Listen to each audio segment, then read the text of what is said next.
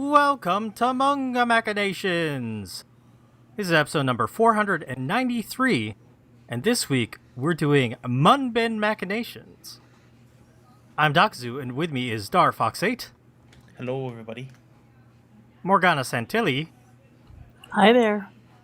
And Seamus2389. Hello. Seamus, you said you weren't going to be here this week. Like Dave Meltzer says, plans change. Yeah, Seamus is actually leaving next week for Ireland instead of this week, so he was able to join us for this new Manben Machinations episode that we're doing. Very nice to have Seamus with us, so I'm excited to hear his thoughts in our main segment. We are recording live on our YouTube channel, youtube.com/MangaMacTV. Looks like we got our buddy Cliff in the chat. Hey, Cliff. Darfox is also on cam with a nice red and black plaid shirt. Yes, any New Yorkers out there would recognize this as part of my cosplay that I took to Comic-Con last year. Oh, that was that for your Blackbeard? Yes. As we know, all New Yorkers were looking at me when I went there. All of them, of course. All of them. Did I ever tell you that we got randomly interviewed by like a lady outside? I think you mentioned this. I don't know if you mentioned it on podcast though. It was really weird because my friends both had really good costumes, and I had like a costume that was more thrown together. But we were having fun, whatever. So they were taking pictures of them, and I purposely stepped back because I feel like my costume was like a lower grade. It was kind of like they looked really great together, right? So I stepped back, but then another lady came out of nowhere, different from the lady who was taking pictures from us, and she started saying, "Oh no, you get in there." And then she started taking pictures of all three of us, and then she just transitioned to just asking us questions about like, so why did you come to the con? What's your favorite thing about the con? Do you travel much? Like a bunch of like interview style questions. It was really weird, and she didn't like, as far as I know, she wasn't impressed. It was the weirdest thing that happened to us there. But Did you have a camera or anything? she had her cell phone that she might have been recording with. Okay, maybe she was an influencer. I don't think. Maybe she was like an old lady. You saying old ladies can't what? be? Yeah. What the fuck? Yes, I'm You saying. ageist? Ageist Darfox, Morgana? Wow. Did you know this? This is Doc who's saying this too, like. You know, I stand by what I said. Old ladies cannot be influencers. Oh! No. They can be comics journalists, though. I know a couple older. Oh, sorry, my family's dog is barking. Yay. I was about to say, Morgana. Wait, I thought you No. have cats. What? I'm at my folks' house I was very for cute. Easter. Yeah. Right. Yes, I have met a couple of comic journalists. Yes. Oh, I remembered what I was supposed to do at the very beginning of this podcast. Darfox, I'm putting you on the spot. What's up? Spell breathe. Breathe. Breathe. Very good. Did I misspell it recently? No, I was talking to my wife yesterday, and she was commenting how she watches, like, TikTok and, YouTube Shorts and all these things, and everyone spells breathe wrong. As They breath. spell it breath. Yeah, exactly. One.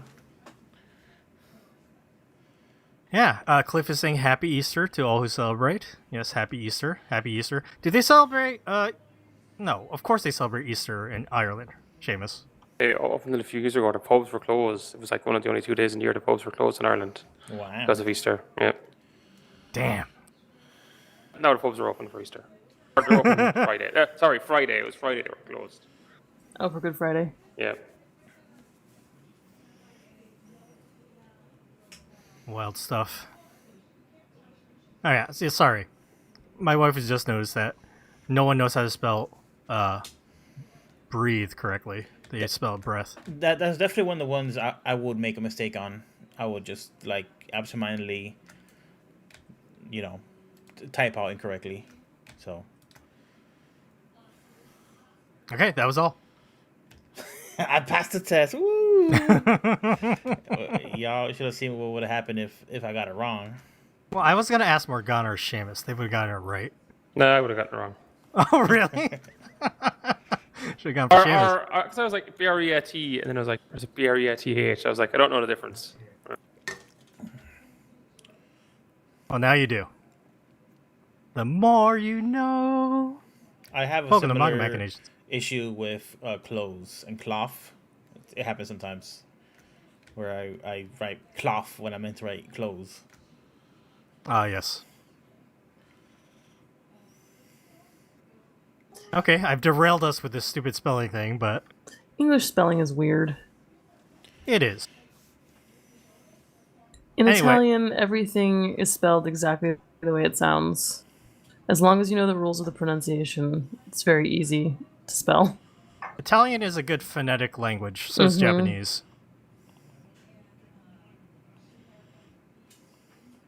Okay, well, I was going to tradition and move along because we have some emails here that have been piling up. Okay, I have one from Tyler of Germany titled Genre Want to See More of. Is there a genre of manga and anime you want more of but can't because not a lot of it licensed or be animated? More comedy and sports manga be licensed. I understand hard genre to sell those on Western unless have popular fan base already. Thank you for your email, Tyler. Yeah, sports manga and anime typically do not do well in the West. It's gonna break Cliff's heart in chat because he loves the soccer, the football. And there's a shit ton of football manga and soccer manga, but most of it doesn't get anime and most of it just doesn't get brought over. That specifically, I think it's a victim of a success sometimes because a few of them are like really popular cultural touchstones, but I almost feel like that takes up all the oxygen from the other ones, especially in the You're West. talking like Haikyuu? Haikyuu, Slam Dunk. People still hold a candle for Slam Dunk. I guess Kokoro's Basket did okay, but people still hold a candle for Slam Dunk. It's still like any manga that deals with basketball is going to be compared to Slam Dunk. It just can't really be its own thing. You know what's funny? I earlier this week I had a medical thing I had to do, and they asked me what my job was. They're just we're chatting, waiting for something, and I mentioned I work for a manga company, and the doctor seeing me was like, "Oh, my nephew is really into this manga about basketball. I don't know what it's called, but he's like not a sporty kid, and now he's decided he wants to play basketball." And I'm like, "It's probably Haikyuu." Nice. Wait, Haikyuu? Or not? No, Haikyuu is volleyball. Volleyball, yeah. I'm tired, guys. It's okay. You have a story to tell about. You were working at a convention yesterday, so. That's right. Yep. I'll tell it later. Yeah, Cliff is bummed in chat. I mean, you're still gonna get really good anime coming over now. Like, you got Awashi, which I know you love, Cliff. And I told you to check out Days, which is excellent soccer manga. And anime. Unfortunately, anime doesn't cover the whole thing. But I think they're finally publishing, getting to the final volumes of Days in manga form. So they're still putting them out. I bet they sell really bad, but they're committed, so that's good. Good on you, Kodansha USA. Darfox, is there a genre that you want more of? I sometimes I feel like there's not enough action series where there's young boys, and they through hard work and determination they get stronger and they make friends along the way. Okay, so this is a bit. I thought you were actually gonna say something else, but okay. No, more sci-fi. More stuff. isekai? More isekai? Is that what you're gonna say? No, more sci-fi stuff, but bigger variety of sci-fi stuff. The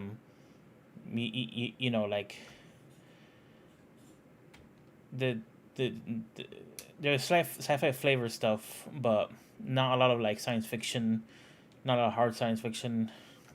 We're not in Yeah. the era of science fiction right now, Dar. We're in the era of isekai. That's the problem. Yeah, I was saying, maybe I said this on the podcast recently. I feel like there used to be more like hard sci-fi manga, or like at least more. I don't know. I think about like the 70s and 80s like anime stuff a lot. It's like more like, we go to the stars, and it's not a whole lot of that these days.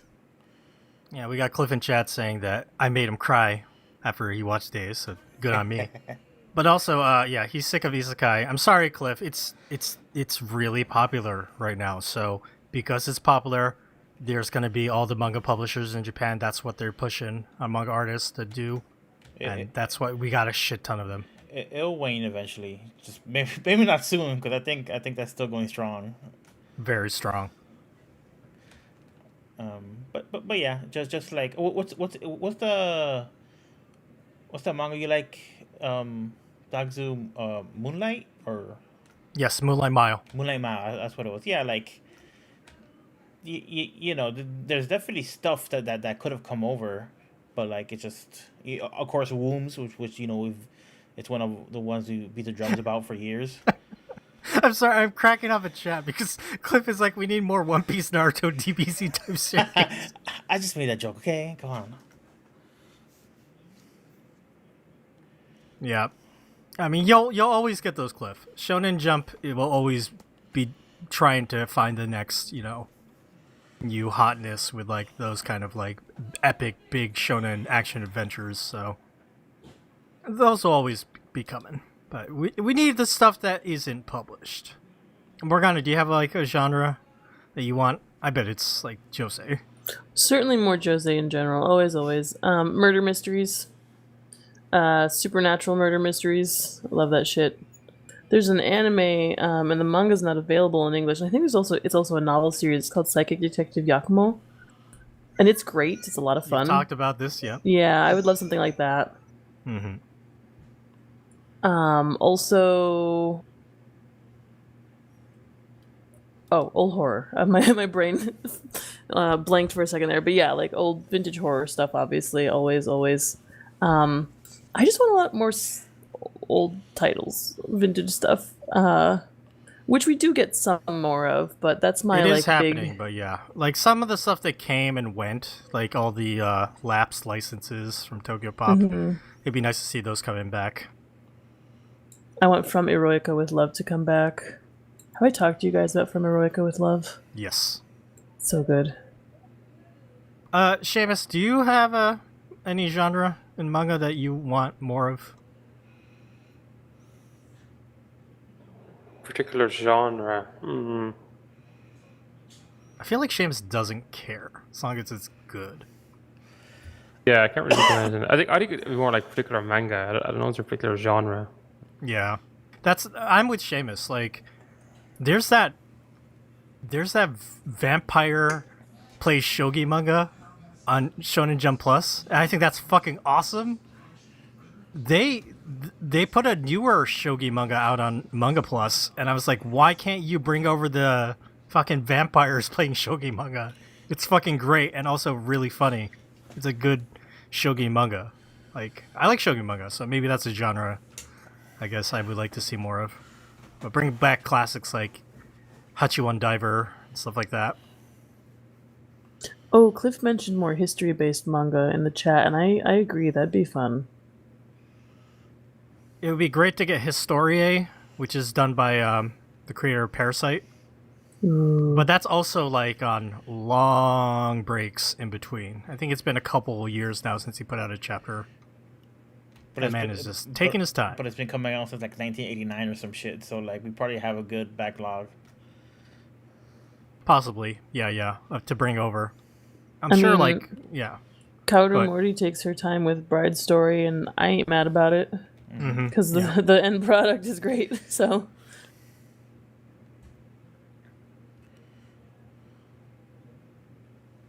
Well, yeah, I guess we'll move along from this email then. Thank you for the email, Tyler. If you want to send us emails, send them over to mangamachinations@gmail.com, and we will read them. Okay, let's move along to some what you've been reading. Seamus, you didn't know if you were going to be here this week. I doubt you read anything, but did you? No. Okay. Morgana, you were at Anime Boston. Yes, briefly. I was there to do a panel on behalf of Yen for starting a manga collection in your library. So this is the first year they did like a special library track. So librarians got free admission to the show and had to register for this panel. And there's a few in the series. And then we talk about we go over what to look for and what's hot and kind of give some definitions. I think it was a little hard to tell how many of the librarians had like a basic understanding of manga. Like some were there in cosplay, so it was like obviously they know, because there's only librarians in the audience. It could only be librarians. They had to sign up ahead of time. Yeah, one of our listeners in our Discord, Scott, he said he wanted to go see you, but couldn't because he's not a librarian. Yeah, I didn't realize that you had to sign ahead of time either, and I didn't. This is their first time doing this library track thing, so I don't know how well they were able to advertise and stuff like that. But yeah, it was cool. I was on this panel with TJ, who's a senior editor at Kodansha, and then a couple librarians. I can't remember one from Massachusetts in Springfield, Sarah, I believe her name was. And then my friend Jillian Rudis, who does, she's the director of manga and libraries. She is a New York public school librarian, and she has written a book about manga and libraries. She's pretty prolific. She's a really great, cool person. So yeah, they kind of, when I was at Comics Pro, Jillian and then Tomo from Kodansha were like, "Do you want to be on a panel at Anime Boston?" I was like, "Oh, yeah, I guess I could do that. I could just kind of show up." Yeah, I drove down at like 7:30 in the morning, did my panel, took a swing around the dealer's room, and drove home. Morgana, I'm disappointed then. Why? Because they're showing Blue Giant. Oh yeah, no, I couldn't stay. But I was really only there for yesterday anyway. Are they showing Blue Giant now? When was it? It was yesterday on Friday afternoon. Oh yeah, no. After your panel. I had to go work. I had to go home and finish some reports. Still had a work day yesterday. I don't get Good Friday off. Damn. Neither did my wife. Yeah. Neither did me. But yeah, no, it was fun. It was really interesting to be back at Anime Boston. This is the first time I was back since I left Comicopia. And I visited Comicopia's booth, and it looked great, of course. And there, if you're at Anime Boston, although by the time this episode comes out, I think it'll be past. Mm-hmm. I gave them like 500 the summer Hikaru died bookmarks, so Nice. They might be out of them already. I don't know. I saw a thing this morning. Anime Boston posted on Instagram that the Heinz Convention Center was at capacity. They could not take anybody new. They could. People who pre-registered were still able to go in, but they couldn't have any new people come in, which is wild. Is this the first Anime Boston they had since the pandemic? No, they had it last year. I don't know if they did it. They might have done it in 2022. I know they didn't do it in 2020 or 2021. I'm pretty sure. Right. But no, they've had it. They definitely had it last year. I think they may have had it the year before too. Okay. Yeah. But yeah, I don't usually go because it's Easter weekend. When it was my job, that was one thing when I worked at Comicopia, but now I come to my folks' house and hang out. We've got kids. My folks want to see their grandkids. Mm-hmm. All right, very nice. Did you read anything? I suspect you were busy. I was very busy. I did not read anything other than what was needful. Okay, let's move along to Darfox. Who, me? Yes, you. I got a pretty big one. It's a movie again. It's actually two movies. Past weekend it was actually Amber's birthday, and as part of Amber being ARG bombshell, frequent collaborator on Manga Mac TV, our YouTube channel, and she's a regular. She's a host of Soju Wanna Read Manhwa, which is a cool podcast about Korean comics. It was her birthday, and part of her birthday extravaganza is we went to go see Rascal Does Not Dream of Shut-In Sister, and Rascal Does Not Dream of Girl in Knapsack. Yeah, knapsack sister, knapsack girl. Yeah, Yeah, the yeah. they're yen titles. Yes. So the only thing I knew about these is that they were light novels originally, and I knew the titles, and I assumed. I apologize to the Yen employee. I assumed they were like trashy books for trashy people. Just because the first one is called Rascal Does Not Dream of Bunny Girl Senpai. Bunny Girl Senpai. Yeah, that's the first one. And then there's another one called Rascal Does Not Dream of Petite Devil Kohai. So I was like, oh, this is all like a harem based off fetishes. Immediately, that was my assumption of it. And I could only guess that like the light novel market in Japan is such that you have to like name your shit weird like that to get people's attention. These movies, speaking of somebody who I went there just for Amber. I wasn't caught up on the story. She explained to me a little bit of it. So speaking of somebody who like walked in completely blind, these movies were way better than I thought they were going to be. These movies were actually like really good dramas with like a really good dry sense of humor, which surprised me. I have a lot of positive things to say about it. Not saying that it's for everybody. It's not like I'm going to give this immediate recommendation to like anybody I see. I'm going to shake him in the street and say, you got to go watch the Rascal Senpais. But it's like, it's basically just a story about these high school kids and dealing with their problems. And there's a lot of like emotional catharsis, and like they don't hold back emotions. They don't, like the main character, the rascal, the titular rascal, isn't like he I guess he's kind of stoic in that he has like a dry sense of humor, and like he doesn't overreact to stuff, but when shit's getting to him or when he feels somebody he cares about is in trouble, he's very proactive about it. And it's like, and he wears it on his face, and I was just really surprised that. And maybe this is like like at a certain point I should have trusted that Amber was into like something that was actually good, but like I was really surprised. I was like really really good, but part of the premise is that so there is a supernatural aspect to it.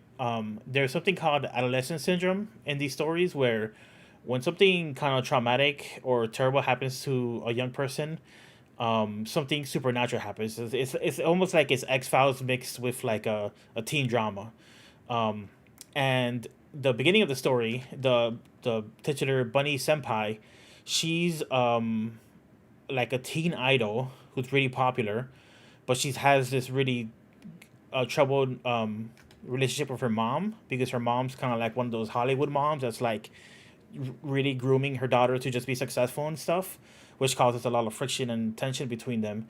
And I think one of the inciting incidents was that the mom, without her daughter's consent, published like bikini shoots when she was like in middle school. Like she was like modeling, and she took like bikini photos, but she didn't want them published because it was too embarrassing or too. She felt uncomfortable being so young and having these bikini photos out. But her mom was like, "Yeah, this is gonna do good shit. Like, yeah, just publish them," and without her consent. And I think that was the inciting incident that caused a huge rift between her and her mom, and basically her adolescent syndrome triggered in making her invisible. She was invisible to people. And I think she was invisible for like a while. So she was doing like the Groundhog Day thing where like you start acting weird just because you're kind of going a little crazy. And she put on a bunny girl costume to prance around people to see if they would react at all, but they weren't reacting. And that's where the title comes from, because the main character, his unique quality is that he's somehow attracted, like chaotically attracted to people who have adolescent syndrome, and maybe he has powers to like see past it or help people out, help people fix their issues so they could just cure the syndrome. And he could see her. He was the only person who could see her. So like he sees her. He's like, "Why are you wearing a bunny costume and acting all weird in the library?" Because he was just at the school library, doing this. And she's like, "Why? You can see me?" And that's how the story kicks off. And that's what they find out, that she's invisible to people, and you know, she can't touch people. It's like it's like fully like she doesn't exist, right? It's like full ignoring. So and that's kind of like the format. I think the characters have issues, and it causes something weird and supernatural to happen, and then the main character becomes friends with them and helps them out, and hopefully their syndrome clears up and the supernatural stuff goes away. So pretty, you know, interesting but straightforward like setup. But like the devil's in the details with this one. Like I said, it's the way the characters act and interact with each other that I was really surprised. For context, I've seen multiple movies with Amber, multiple movies that I was not interested in, like the quintessential quintuplets. That was pretty much exactly what I thought it was gonna be. That was just like a weird. That was just a harem show, and it's just like harem / incest bait. We're like, oh, which of these sisters is he gonna end up with? Maybe he ended up with all 5 of the sisters. Crazy. I don't know. They all fall in love with him. They all and fall they in- all look the same. Yeah. Well, they don't, but you know, Yeah, they're quintuplets. they're all identical. They all have different hairstyles and different personalities and stuff. So like I've seen multiple movies with Amber like blind, going into like its franchise that's already like pre-established, and this by far was like the best one, and like the most digestible and like easiest to parse and easiest to get into, I guess. So high marks for the Rascal Does Not Dream franchise. It's really not what I expected. And the thing that happens in the film, I guess I'll spoil. So don't listen if you care about the Rascal franchise, and you haven't seen this film. But basically, like, his sister starts to get like super heavy. This is part of the backstory that I figured out through context clues. His sister gets like really heavy bullied, to the point where like it triggers an adolescent syndrome, and the way her syndrome manifests is that it literally like reboots her. Like, she becomes a new person and she forgets completely who she was before. So like there's this weird sense of loss of his sister, because his sister is now gone, and there's a new person there, and he still loves her and she still loves him, but she knows that she's not the same person she used to be. It's like getting amnesia and becoming a brand new person. And when this happened, it manifests itself as bruises on the body. Like, all the emotional scars became physical harm on the body, and it got like the family in trouble because they thought that the parents were beating the kid, and it caused his mom to have a mental breakdown. So their mom is just like getting like psychiatric help for like 2 years. It was really bad, and then the son becomes kind of the caretaker for the sister, because the dad has to go help the mom get better. So it's kind of like the brother and the sister. The brother taking care of her, you know, the Rascal, he's taking care of his sister, and there's a moment where they reunite with the mother, and there's a big emotional reunion between his sister and the mom. But then like he kind of doesn't connect with his mom at all. He was just happy to see her, and it causes his own adolescent syndrome where he became invisible, and the resolution to that was like really kind of emotional and heartfelt, where he kind of, his girlfriend, which is the bunny senpai, I guess after the first storyline they started dating, and they're like in a committed relationship. It's not like there's no like harem stuff going on as far as I can tell. It's just a regular relationship. It's surprising. they'll figure out that like when his mom got taken away, he had to assume all the responsibilities, and part of his survival tactic is that he just stopped thinking about his mom. He just kind of shut her out of her brain, out of his brain, and he just focused on like doing the cooking and the cleaning and taking care of his sister. And he's basically just forgot about his mom, and stopped thinking about her.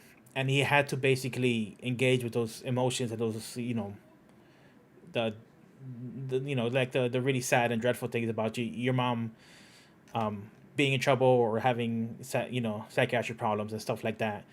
And he basically had to like confront his mom, and not confront her for doing anything bad, but confront her as in like, you're my mom, and I haven't really talked to you in like 2 years, and I'm kind of pretending it is okay when it wasn't, and it's just like a huge terrible thing. And that was like the climax of the movie. So like all that stuff was really surprising to me, but it was like really well done.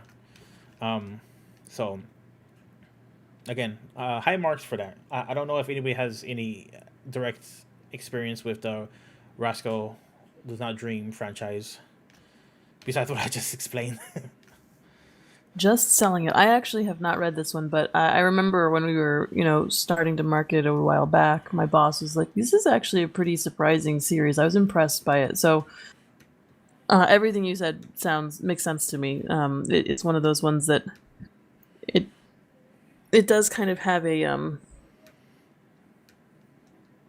it looks like it has a specific kind of story, and it really kind of subverts that, I think.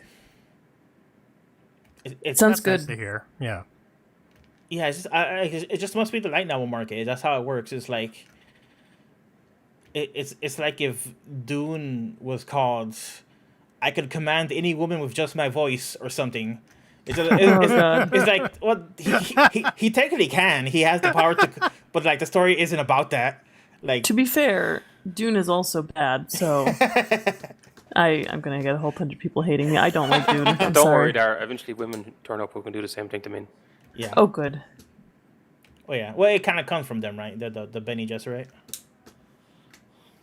Well, what We're gonna have. We gotta add Dune to our bingo card at this point. Let's not. But yeah, that's all I read / watched this week. That was plenty. It was a double feature, so you saw both 2 in a row. Yeah, but they're short. Like it was like a total of 2.5 hours, which is it's a long. Oh, so they're like 70-minute films or whatever? Yeah. Extended episodes or something, basically. Yeah, basically. I there must have been shorter books or shorter story arcs that they couldn't milk a whole anime season out of. I think that's what happened. But yeah, the total was just 2.5 hour runtime for both of them. All right. Very nice, Star. Thank you. Now I know what that series is all about, because I would have never looked it up myself. Okay, I have something pretty good to talk about. No.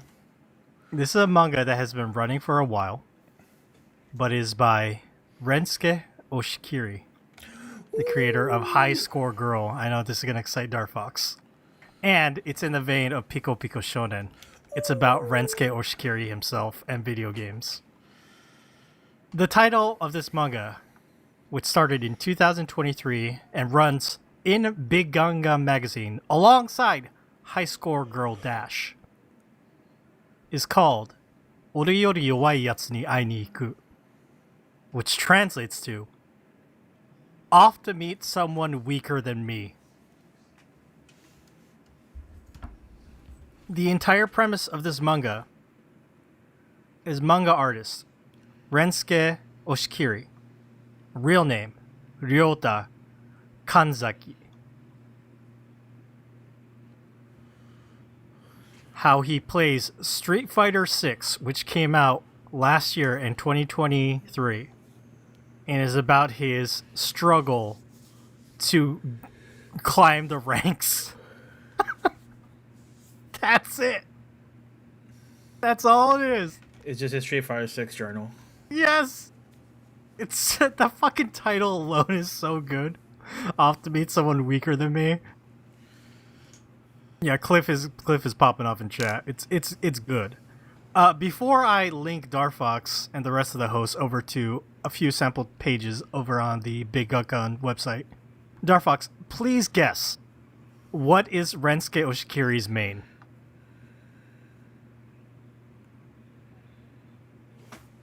Manon. I'll give you a hint in the fact that it is a brand new character. Is it He Manon? does not want to deal with any of the old characters.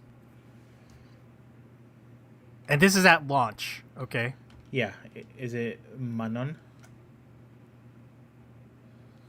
That's a good guess, but it is not Manon.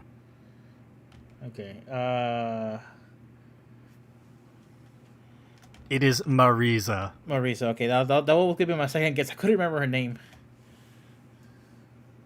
That's the Italian lady. There's only 7 pages of preview. Well, I guess no, there's more because they're double pages. But the first page starts with the characters from High Score Girl. Are like, we've time slipped into 2023. Street Fighter 6 is coming out. We're so excited. And then Rensuke Oshikiri does a drop kick through the page and crushes a wall, saying like, hell no. This is all about me, baby. I will go. And I'm playing Street Fighter 6. And it shows him a month before Street Fighter 6 came out, and he's trying to play through Street Fighter 5 and just fucking like getting so pissed off and getting so angry. Nice modern fight stick he has there. Mm-hmm. It might be the drone. It might be the one I have, or close to the one I have. The Kwamba drone. Yeah. Possibly. This manga is amazing. It hasn't had a volume release yet, and maybe this will never get a volume release because it's so niche. I hope it does. But it's just about him playing Street Fighter 6, playing as Marisa, getting into, climbing the ranks, trying to get the master rank, and then his what, I forget the name, the term for your rank. It's an acronym or something. But it keeps going down, and he's just like he just draws himself falling into down like waterfalls and shit. It's great. When this man talks about video games, he is so fucking. He's got that gamer voice, Star Fox, you mentioned. He understands the gamer fucking soul of how like competitive scene is so hard, and like his mentality of like. These fucking Kens! I can't stand these Kens! These Kens are so bad! Give me... Why can't I fight anyone besides a Ken? It's so good. He might be going kind of harsh on himself because, like, how old is he now? He must be, like, at least in his 40s, if not his 50s, right? Let's see. He was born in 1979. So he's in his upper 40s. Yeah, I mean, I hate to be ageist again, but like, oh, here we go. Fighting games is definitely one of those series that you could get washed like real easy. Like the amount of like reaction time and like like the intuition and all that stuff is like you're flooded with a bunch of 20-somethings who just have nothing but crazy execution and all day long to just like train and try. This man has. What have I told you? He has some chapters based on like how he's getting old. Okay. And he used to have glory days during Vampire Survivor, Darkstalkers era. It's great. This is Rensuke Oshikiri in his prime when he's directly talking about video games. Even like High Score Dash, his like manga series. It deals so much with like that main character being a teacher. And with other characters, it doesn't get to the good video game stuff. This is pure video game stuff. It's like it's so good. It's all frosting. It's all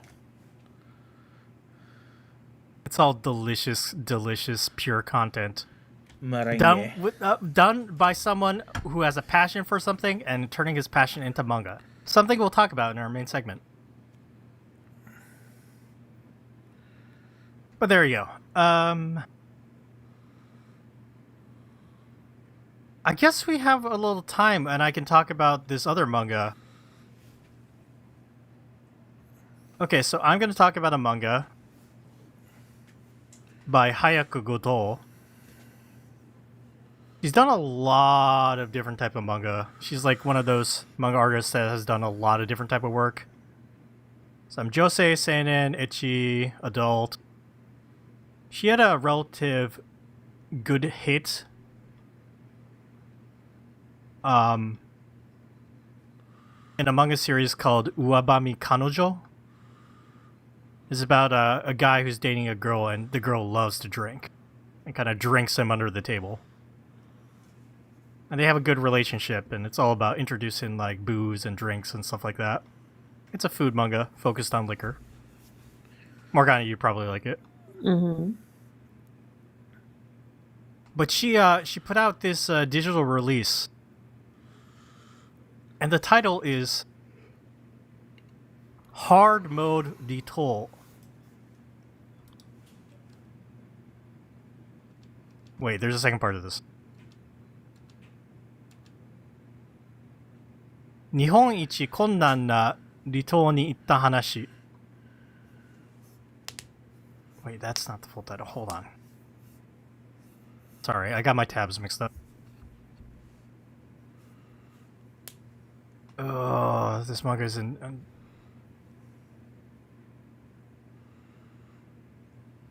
Okay, so the full title is Hard Mode Detour Aogashima Itte Kita. So this is a nonfiction manga.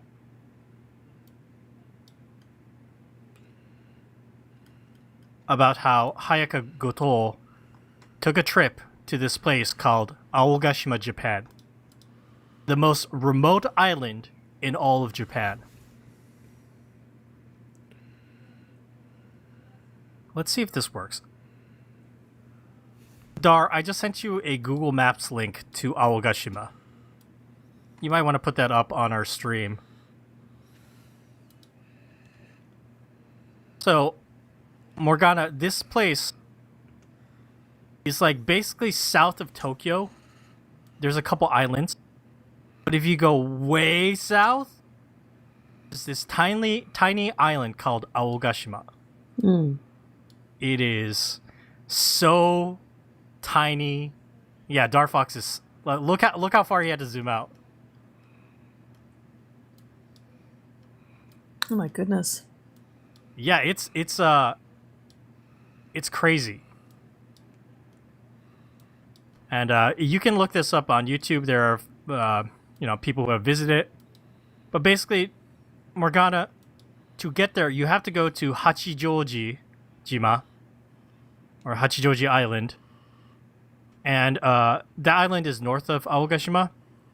And from there, once a day, there's a helicopter that only seats 9 people. Or there's a boat that goes once a day to this island for 80 people. And that boat only, there's only a 40 to 60% chance it even goes due to weather. So the manga starts with Goto, first of all, just trying to book like a trip there. Their plan was in May, they were going to go to Hachijoji on the 26th, spend the night there, and then on the 27th, take the flight, the helicopter, to Aogashima, stay there for 2 nights, fly back, take a boat back on the 29th. Okay? This plan does not happen. They were planning on taking the boat, and while they're at the inn on Aogashima, Goto goes with a friend, manga artist, and the two of them get stuck there because the boat, there's a typhoon coming, and they're like, no boats for a month. And so instead, every morning, they have to walk over to the airport, or the heliport on the island in the morning, and just wait and hope that a helicopter is coming and they can get a spare seat. This does not happen for another 4 days. So they're only spending 2 nights there. They end up spending 6. And this is like a common occurrence on Aogashima. Starfox, look at that island. Yeah, you kind of buried the lead here. This looks like a fucking like villain fortress. It's bow shaped, but it has like a mound in the center. Like this looks like it's Doctor Doom's like island. A little bit. Is it volcanic or something like that? Oh yeah. I mean, that's the top of a volcano that came out of the ocean, for sure. They have there's actually like a natural hot spring there, which is one of the few places to like explore and visit. Where you can there's they built a sauna there, so you can take a hot spring bath. And also they have like natural hot water cooking. So I guess they use like the natural hot springs as like a source of heating to steam stuff, and you can buy stuff from like there's one store on the island which is a liquor store that sells like some they don't even have a convenience store because there's no way. The liquor store sells like snacks and stuff. So they just spent a lot of time just chilling and waiting for the one helicopter that seats 9 people. 9 people, only one flight a day. Yeah, I can see that. It's on the stream right now. But despite being stuck there for a bunch of extra days, they still really enjoyed the experience. And they had a good time. Just a super short, like self-published nonfiction manga about Aogashima, an island I did not even know about. Why would you? I know, right? It's like a speck of dust on a map. Look at this thing, though. And people live there, and somebody runs an inn there, multiple inns, and like people come and visit. This is the fucking RPG town that you're like, why is there an inn in this town? It's like honestly, it's right next to like Mount Doom. This looks like it looks like this is where the Dark Tournament was held. This is Hanging Neck Island or whatever. I was looking at this like, man, this is I see what Togashi was going for. Yeah, that's nuts. I'm sure you can find some YouTube videos about this place. Some people have visited to learn more, but the manga is very good. It's just a unique experience about like how they got stuck there, and it took a while for them to get off to leave. It is, but luckily, nice they didn't get kicked out of the inn. There weren't any, they had places to stay. So they didn't piss off the innkeeper. No.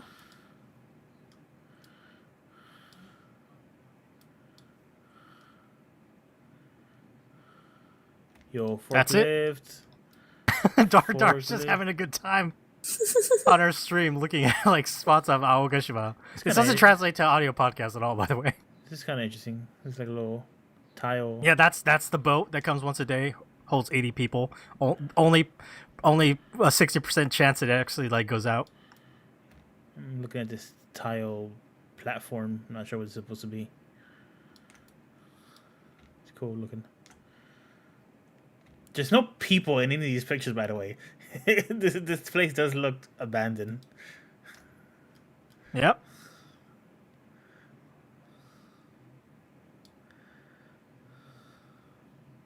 Just a lot of hiking to do, climbing to the top of the island and looking around, being surrounded by nothing but the ocean.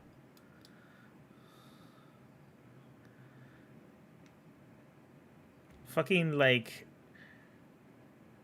I'm sorry, my brain's trying to make like a witty joke, but like it just cannot do it.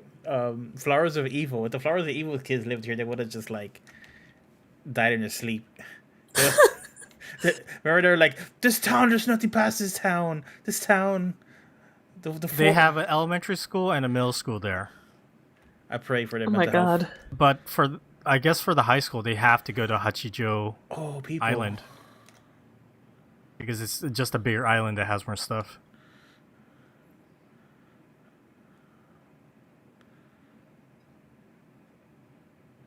That's very interesting. Thank you for sharing. Yeah, no problem. I thought it was very interesting too. That's why I'm bringing it up. But okay, let's go ahead and end what you've been reading now. Before we get to our main segment, let's talk about next week. So next week, we are sure Seamus will not be around. And because Seamus will not be around, we're going to do a triple dip of manga he would never read. First off, we will be reading the first volume of Kemono Jihen, which is a shonen. It's basically a shonen action manga, but the theme is yokai kids.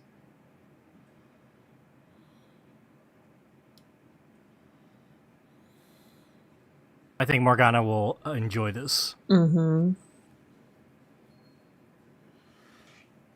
Also, we'll be reading a food manga called Papa and Daddy's Home Cooking, a manga I've talked about in the past, but it's about two single fathers who decide to room share and live together to save money and expenses, and how they each have a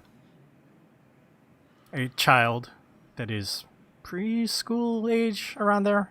Yeah, they're going to preschool, and it's about them cooking stuff, learning to be better cooks for their young kids.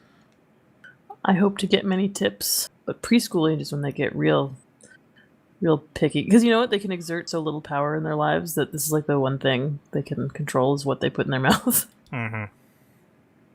Dark Fox is still looking at fucking photos of Aogashima, by the way. He's so enthralled. There's a lot of them. The final book we'll be reading for next week is Dragon Quest: The Adventures of Dai. Yeah. Which is it is my shonen book from my past, from growing up. I'm scared. Mostly because, like, I think this volume 1 is a collection of 2 volumes. It's a double set. But let me tell you, the first 2 volumes of this manga ain't great. It's not that good. So Heck yeah. We'll be talking about that, and maybe I'll get Dar to watch some of the anime before next week. But there you go, triple dip on Kemono Jihen, Papa and Daddy's Home Cooking, and Dragon Quest: The Adventure of Dai. Stay tuned for that. Okay, everybody, we're going to take a short break, and when we come back, it'll be time for something new. It'll be time for Manben Machinations. Stay tuned. Welcome back, everybody. It's time for a new main segment. Manben Machinations. We are going to be discussing an episode of Naoki Urasawa's Manben. Essentially, it is a Japanese TV show that is hosted and developed by Naoki Urasawa, the manga artist behind things like Pluto and 20th Century Boys, and The Ire of Seamus. And, man, I thought the joke would kill. I'm laughing, you just can't hear me because I didn't press my push to talk. So he made this show. Oh shit, I should have looked this up.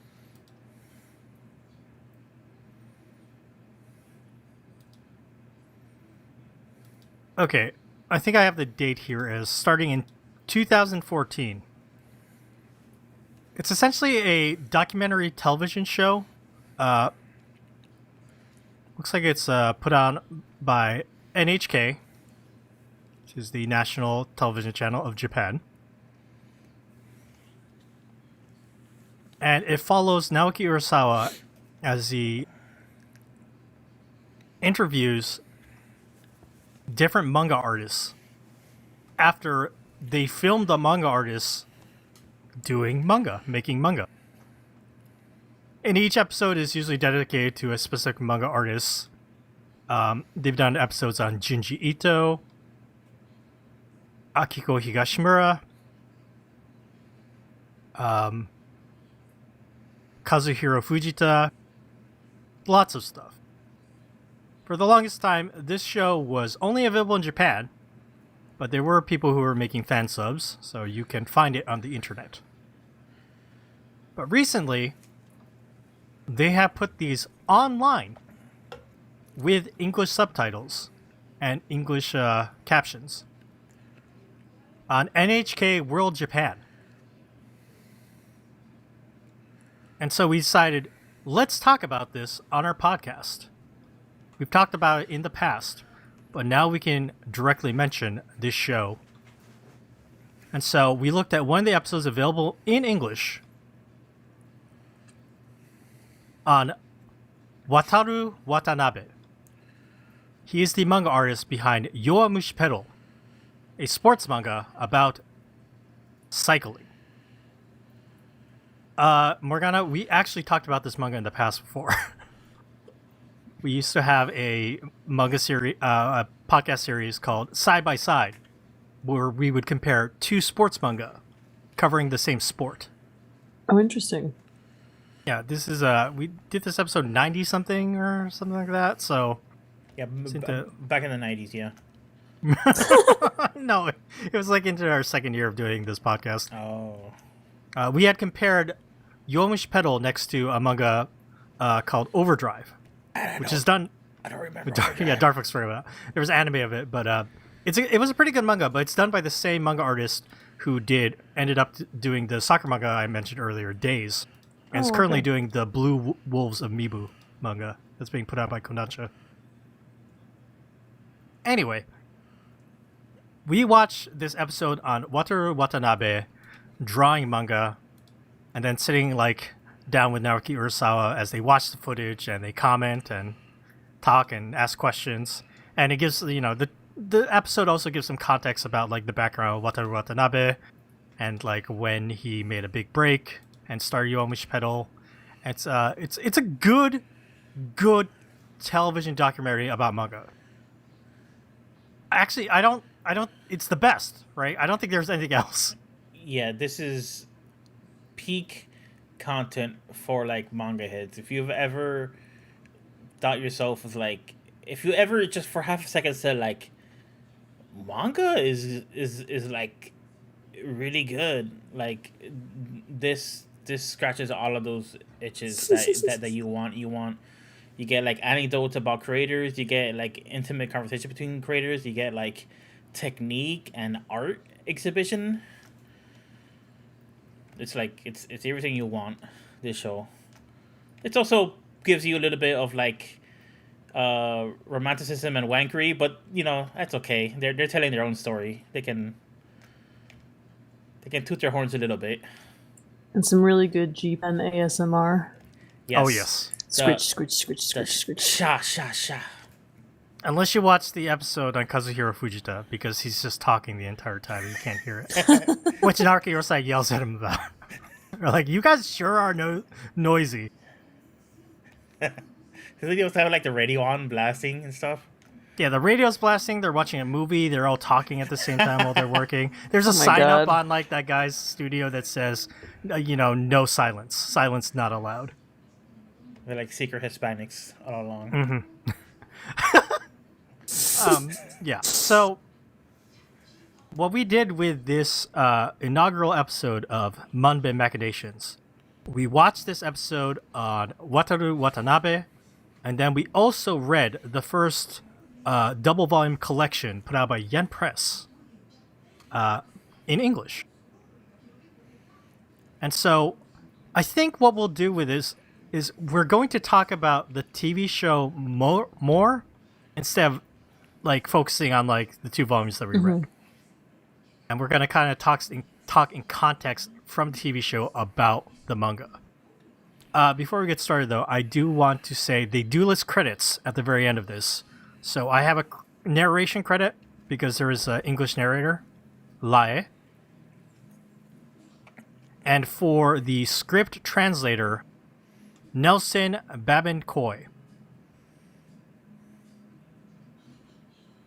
Okay, so I think the best way to just do this is just start talking about, things that were of interest. I'll start by saying Wataru Watanabe draws so fucking fast. Yes. Holy shit. And he doesn't use a ruler for those damn bikes. No, it's all freestyle. Madness. If you look at you looked at that first volume, the first 2 volumes, Morgana, but he was definitely drawing with closer detail in those at the beginning. Mm-hmm. But what we saw is like way into Yowamushi Pedal, because he started Yowamushi Pedal in, let's see, I think it was like 2008 or something. Yes, 2008. It's still ongoing up to volume 89, I think. Yeah, it's a long one. Also, this man also draws Yowamushi Pedal Spare Bike in like a monthly magazine, which is about like some of the side characters, the beloved side characters that are in Yowamushi Pedal. He draws that fucking side story guidance thing himself. And that thing is up to like 12 volumes. So I guess it makes sense when you draw as fucking fast as this man. And he has such a like a process, it kind of expedites the whole thing. Oh, how he works on 2 different pages at the same time is like, okay, I finished inking this. While the ink dries, I'm gonna work on the next page. And by the time I'm done with this, let's go back to the first page. When the episode started and we started looking at footage of like Wataru Watanabe's like workplace, they're like, he has 2 assistants. I was like, that's so few. That's so few for like a serialized weekly manga artist. But now I know why. He fucking draws everything. Oh my god. I get the sense that his entire life is drawing in bikes. Yeah. Which is fascinating. It's not a lifestyle I could have, but he seems very content with it. There's literally a scene of like he had left his workspace to go like train on his bicycle for an hour. This man is healthy and fit as fuck. Oh my god.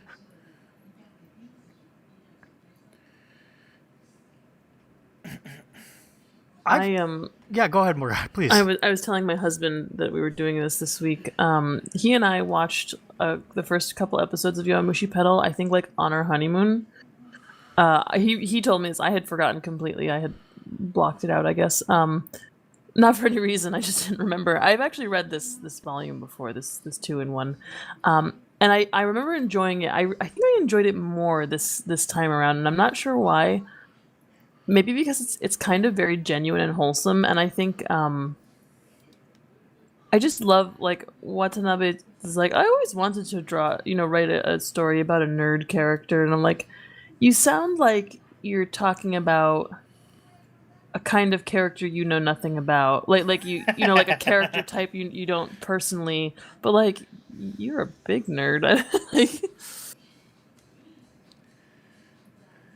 But yeah, it was very, I don't know, reading it this time felt really like fun.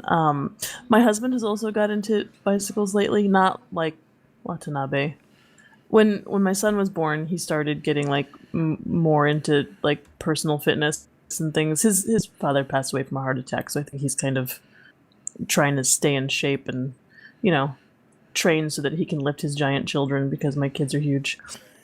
But he got a bicycle, and he's been into his bike lately, and so he's like, oh, maybe I should try Yowamushi Pedal again. And I was telling him about Watanabe and like how he has like a garage under his studio with like 20 bikes in it. Absurd. Just absurd.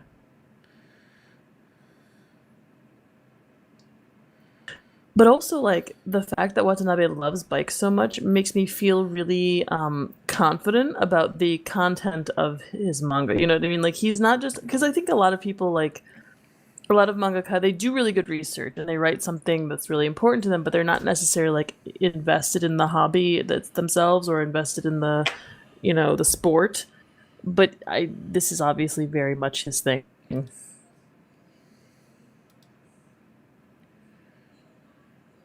Yeah, Morgana, I know you haven't read a lot of Yowamushi Battle, but in terms of sports manga, it's really refreshing. And Darfox can agree or disagree with me on this, but I feel like the characters and the different like cyclists that are introduced as rivals, they're all like really respectful of each other. Well, yeah, like right at the beginning, they introduce is it Imaizumi? Is that his name? Ah, yes, biking Sasuke, yeah. Yes, Viking Sasuke, and you know his personality. At first, you're like, oh, here we go. Here's the jerk character, except that he's not. He's like, hey man, you're pretty good. Like no pressure, but you should think about joining the bicycle racing team. Though it is very strange at the rereading the first volume, it's like, let's have a race because I just have to see you cycle again. It's like this is forced. He forced this Wataru Watanabe a little bit. That's okay. It's just the beginning. And then in the second volume, we're introduced to biking Asta.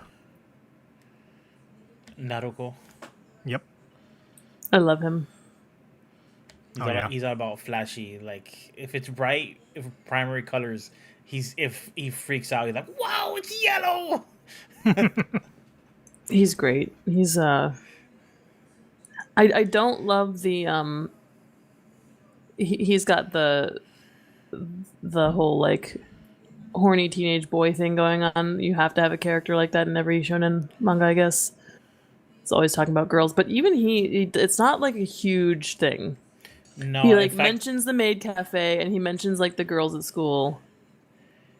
yeah, in fact, that might just die out completely at some point because I don't remember Naruto being like particularly horny.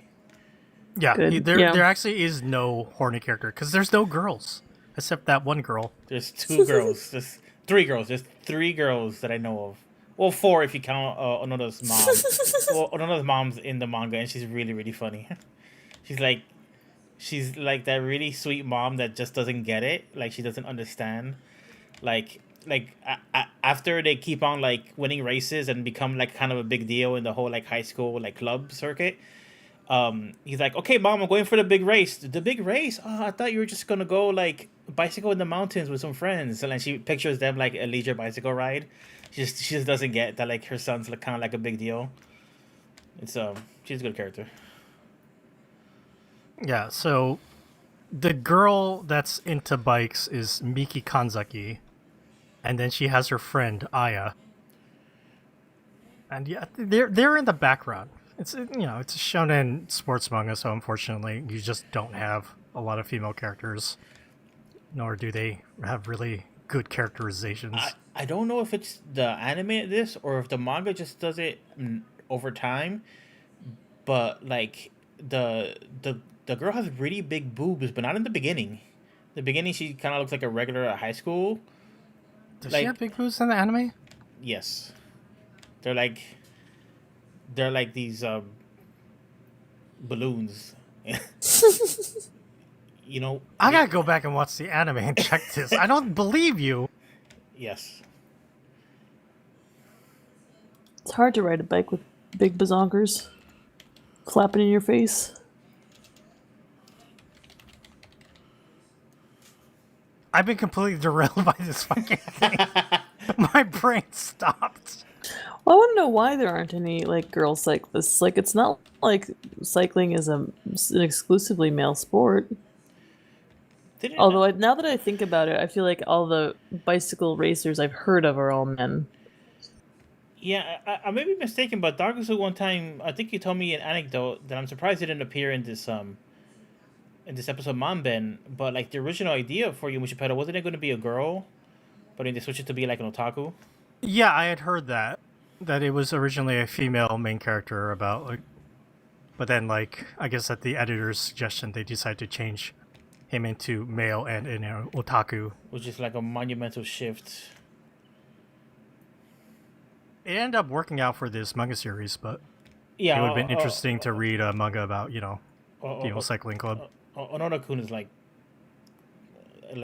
S rank main character as far as just like being really likable and fun to watch him do stuff.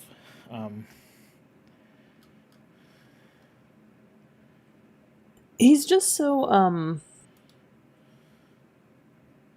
I keep saying wholesome, but like maybe the real word is like he's got such a one-track mind. Like he's so um determined is also kind of an overused word in this in this genre, but Hmm.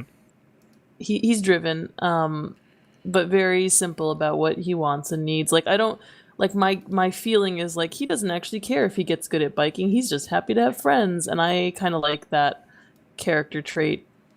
That's kind of how I approach like growing up. I did some dance classes and things like that, and it always got to a point where I was like, okay, now we're learning a dance specifically for the recital, and I'm like, well, but I just want to learn how to dance. Like I don't need, that's how I feel about sports too. Like I'm not really that interested in like competition, right? I'm interested in like playing a game that's fun with friends. And that's kind of his approach. And we have Imaizumi who's like very driven. So you have that character, but then you have Onoda who's like, I'm just happy to be here, guys. It's funny though because that ends up being the strongest. Sometimes it's beneficial to not care as much about something, or not take. And I mean, take things seriously, but also like understand that there Dar, are why other did you things. put up a thing of Midosuji, the one like really like evil character? Like he's like the antagonist. But Biking Sasuke talks about, I gotta go beat that guy. He's talking about this guy.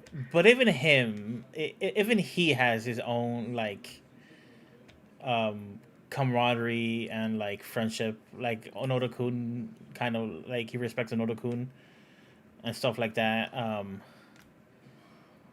But yeah, he is wonderfully like evil and weird and like gross. He's like one of the best, like one of the best villains. And he's just a guy on a bicycle, but but he's so wonderful. Do you know, I think I told this story on the podcast a long time ago, but the reason I even started reading Yowamushi Pedal was because I saw a volume cover with him. I just linked Dark Fox over to the Yen Press cover, but I saw this like guy on a bike, and I had seen this manga before, but then I saw that cover and I was like, "What the fuck is this?" So I started reading. Yeah. So it worked. It fucking worked.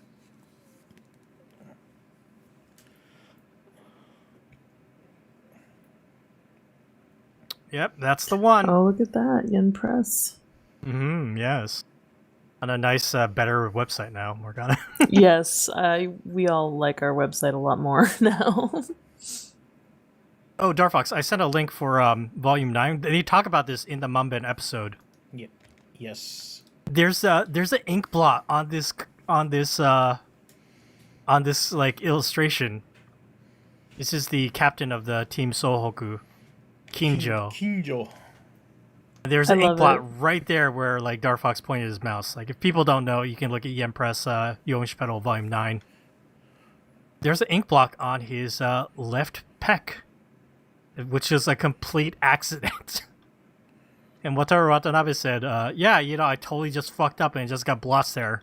Instead of restarting, I just said, well, I fucked up, but let's just work around this. And that's his approach to like drawing color. I kind of love that. I kind of love that you can see.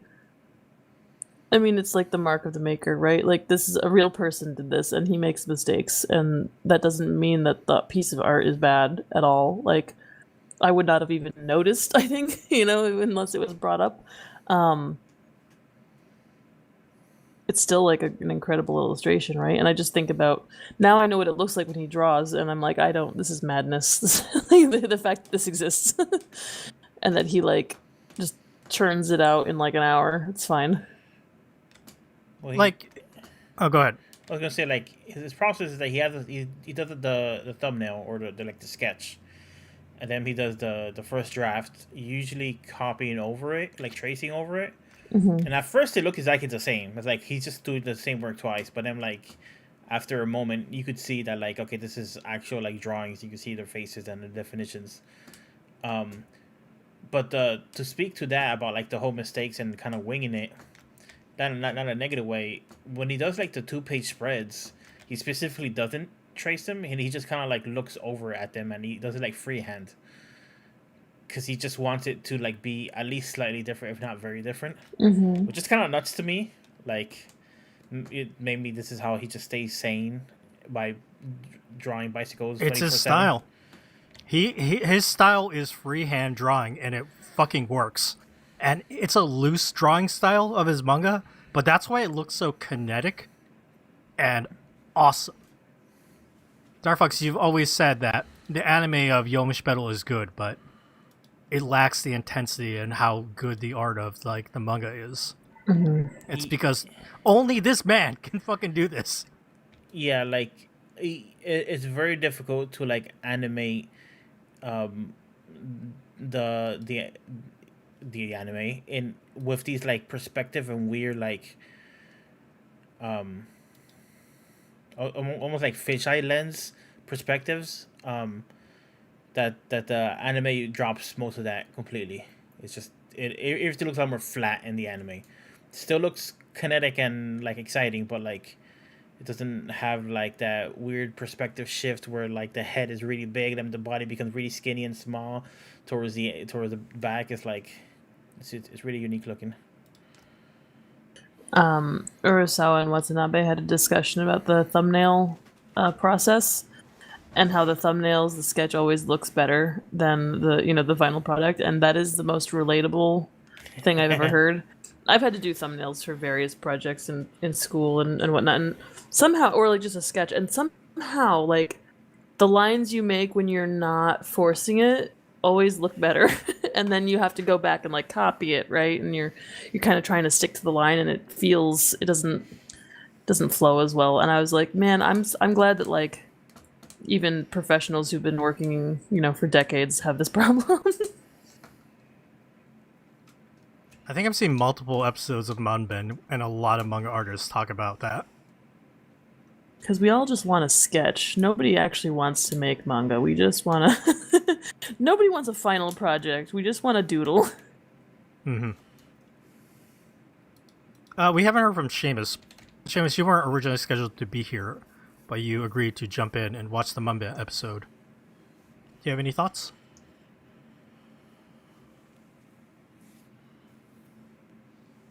Not the bit where he was like, yeah, at a certain point I just stopped drawing the bikes in any degree of detail because it's too much effort to keep up with them. He mentioned it was like the cables are on the outside and then he just draws them on the inside. Now he's just like, no, just don't bother. It's just it's the rough idea what a bike looks like, and I'll leave it at that. He's not like, oh, this is the 2024 Model B of the whatever, I don't know, bike stuff.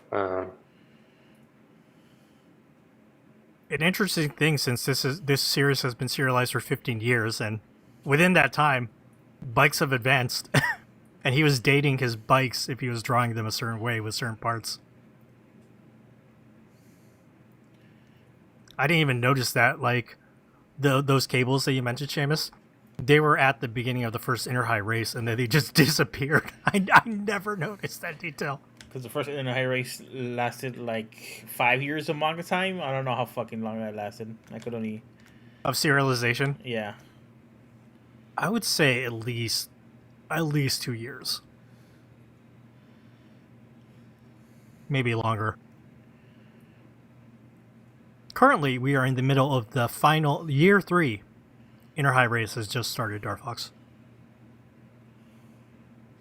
How many more years of Inner High races is left? Is it like... This is the final year. Well, it's following Onoda, Naruko, and Imayuzumi. yeah, thank you. They're seniors. And they're seniors now, right? So like after they can speak, like there's gonna be more big races, but it'll have to be at college or whatever, university. The Inner Highs are like the high school races. Honestly, Wataru Watanabe seems like he could just keep going. It's just a question of whether the readership will follow Yowamushi pedal after this high school era ends, because the entire series has been high school. He might be experimenting with that with his Gaiden series, because a lot of those characters graduated and they're doing some college stuff and there's some flashback stuff. It just really depends. But I could definitely see Onoda going on and going to Tour de France, just like in the beginning of the first chapter. Is there a romance that happens with our female bicycle enthusiast? No. Good. But there's bromance. Also good. There's The series so is very much popular with BL, let me tell you. Oh, I know. I've seen fan art. I live on the internet. It's fine. There's a lot of very feminine characters in this book, which kind of like makes the lack of female characters a little bit better. But like, there's a lot of characters that are kind of like gruff and like, I'm a big guy, get out of my way, I'm gonna ride right over you. And then there's just like really quiet, soft spoken, kind of be shonen, but like also sometimes they're androgynous. And then there's like the weird people like Midoshi-kun and his like the masseuse guy that likes to touch people's muscles. Yeah, there's a whole other. This is a whole. He's like, a muscle freak. Yeah. Does you just have massive calves? Well, he likes. He wants to touch those Yeah, he wants calves. to touch. Like He's like, that's some good muscle there. He when he sees somebody, when he sees an athlete, he's like, oh, I so want to massage you. And then he saw Onoda, right? And Onoda's like not impressive looking. He's kind of like a short guy. He's pretty thin.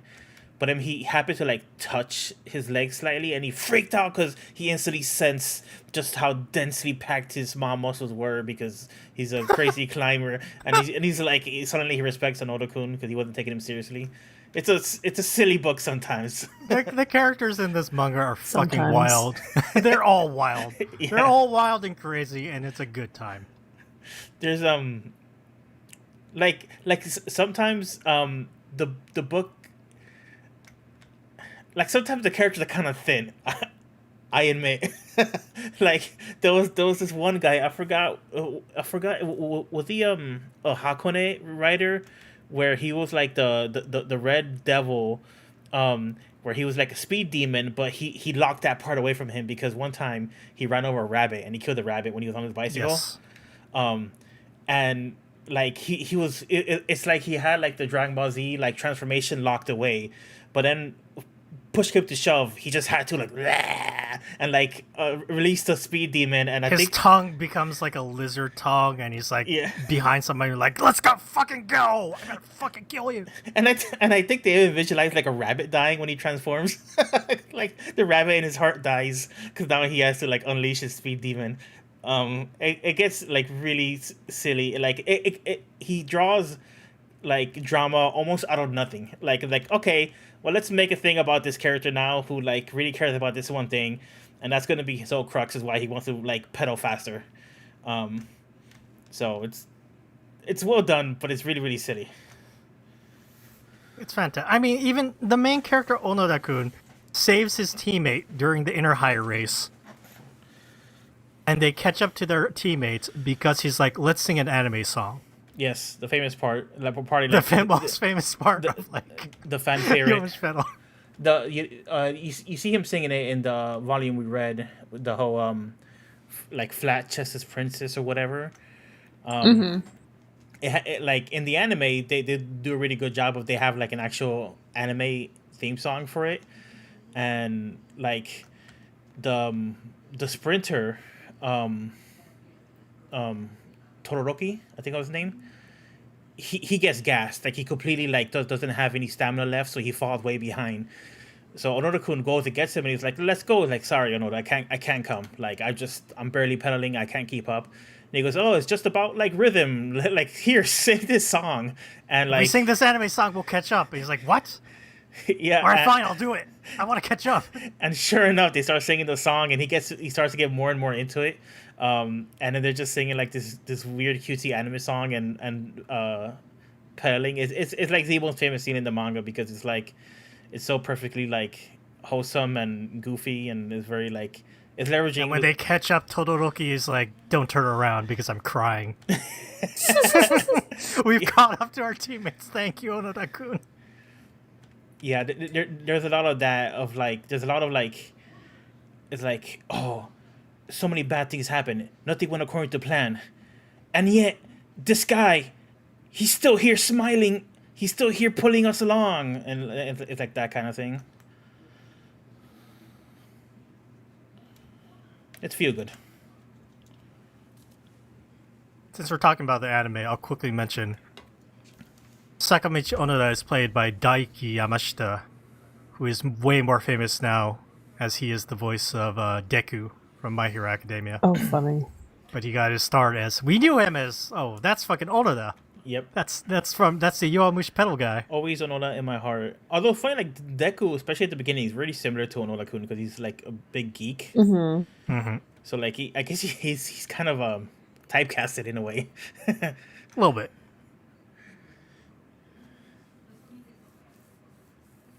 Getting back to the Manben, can we talk about how Watanabe doesn't start with like his G pen inks? He starts with fucking paintbrushes and a fucking like permanent marker. I don't think I've ever seen that. The man is nuts. As somebody who doesn't really, I mean, I was artistic when I was a small kid, but when I got older, like middle school, high school age, I just did not keep up, and I was not like an artistic kid in the times where it counted, times where it became like work, right? As somebody who's not artistic, like I had such a visceral reaction to him pulling out a marker and just fucking scribbling, scribbling everywhere and weird. Like, what is that? Like, what's gonna happen there? What could you possibly hope to accomplish with that? And apparently, I mean, it looked great at the end. I don't know how he did it, but like, he just took a fat ass marker and he just started like doing weird smudges everywhere. Like, yeah, it's really impressive. Yeah, I mean, he must have an image in his head, and he's just really good at making it come to pass. That's not how, I've ever drawn. Usually I'm like, wonder what will happen if I sit down and draw right now. But I guess that's what the sketching is for, the thumbnails and stuff. But yeah, I also like the thought of starting with what is basically the background shading and shadows and like random stuff like that is very bizarre. But it works for him, and if it's working, then more power to him. He obviously knows what he's doing. He draws so much. Like, not just inking the characters and the bike, but he's doing the outline of, like, the panels, which is usually reserved for assistants. Mm-hmm. And he's drawing all the speed lines. Like, I could not believe how much of the speed lines and everything he was drawing. There was an entire section dedicated in this Manben episode to like the different speed lines he uses and like his tools, like straight ruler, his like unique 5-cent ruler that he made that has its own like curve because he's been using it for a decade. I love that it has its own, like he's just been shaving it away for years and years.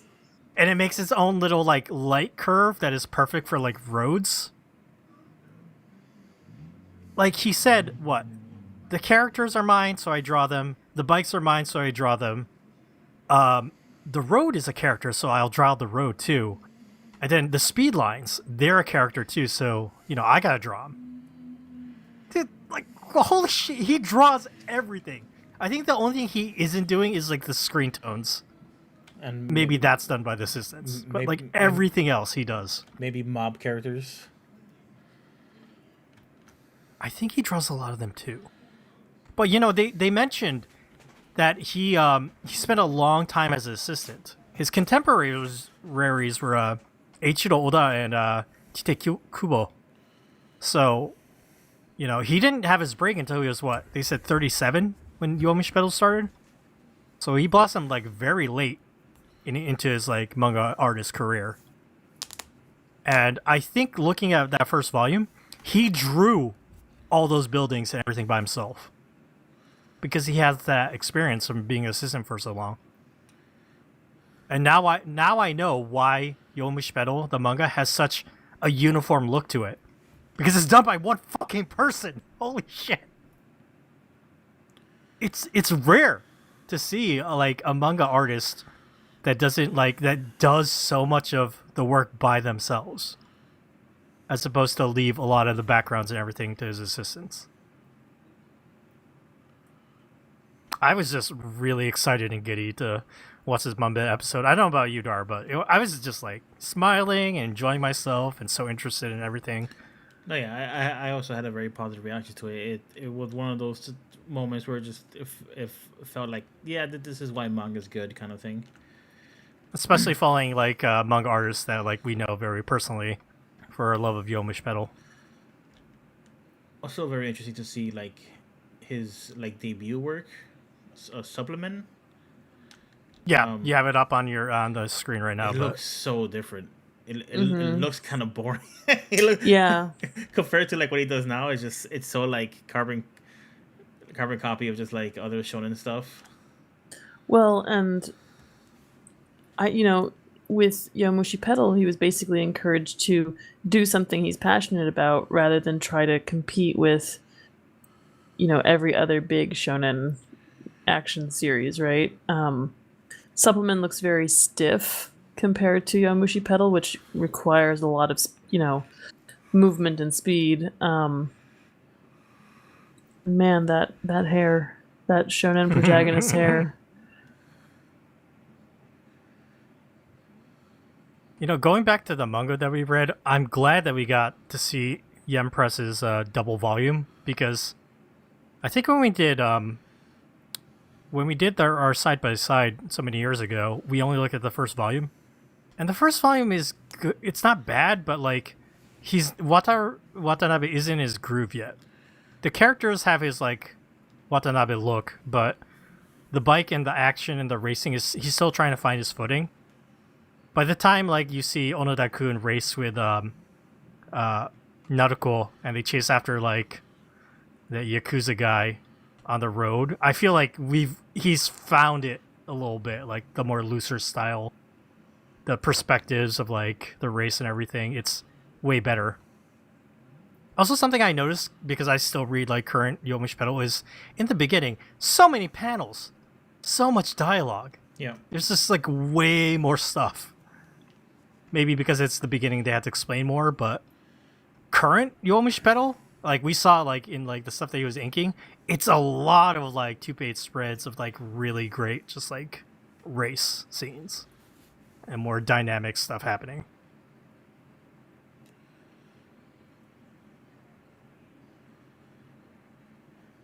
I'm so glad that we did this this Manben Machinations, and we did this on Wataru Watanabe, though. I learned so much from watching the episode.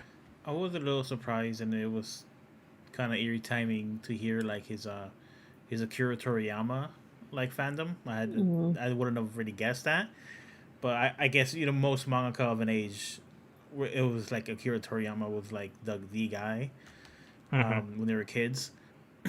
But like seeing just how dedicated he was, and how Dr. Slump single-handedly just like made him want to become a manga, and then kind of full circle the anecdote about the parent coming up to him and saying, I got 2 kids, one of them wants to be a cyclist and one of them wants to be a manga because of you. I'm like, that has to be some sort of like nice hallmark ending. Mm-hmm.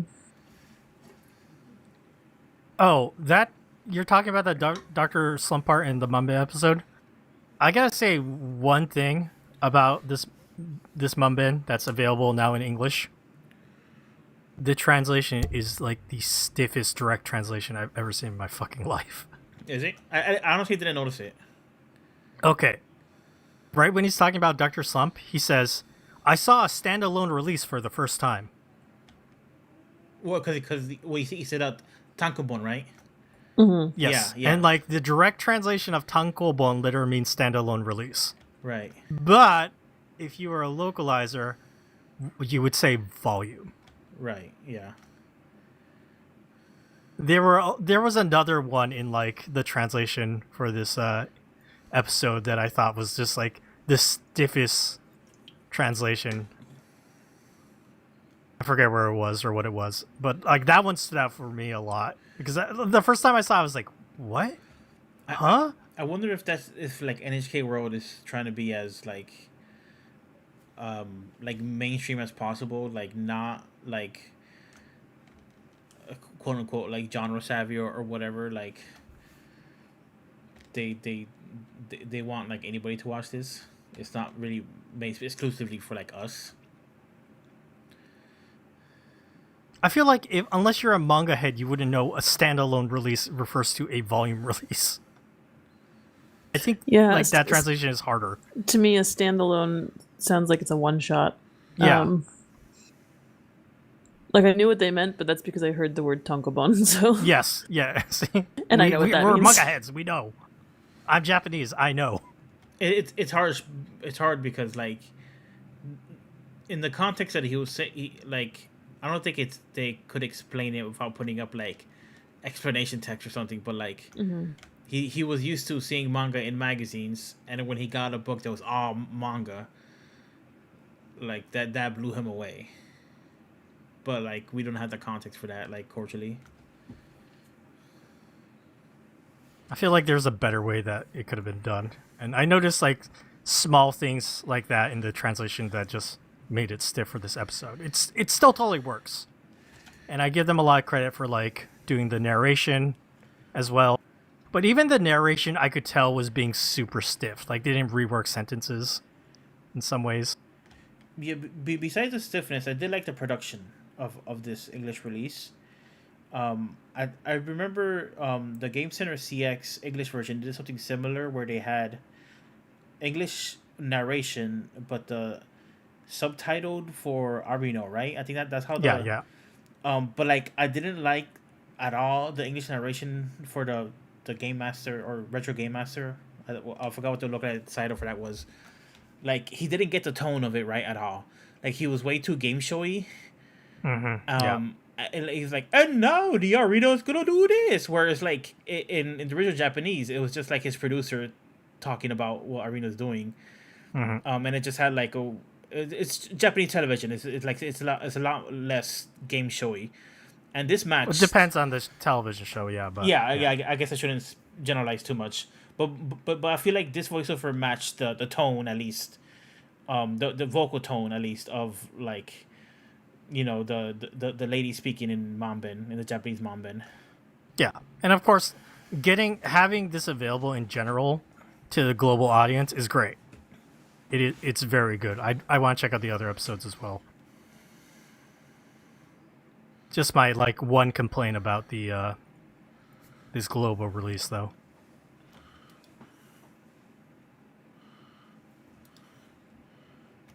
We've been gabbing for a while, but I think we've mentioned so many things already. I think I've talked about how like I'm not artist, so I don't get a lot of stuff. Multiply that by 1,000 when it comes to paint. Watching him paint the cover, that shit was like fucking. That shit was black magic. Okay, that was the other English thing. They call it the cover. It's not the cover. Oh, it's like the. It's the title page of the chapter. Oh yeah, they said one of the previous series he worked on only lasted 14 episodes.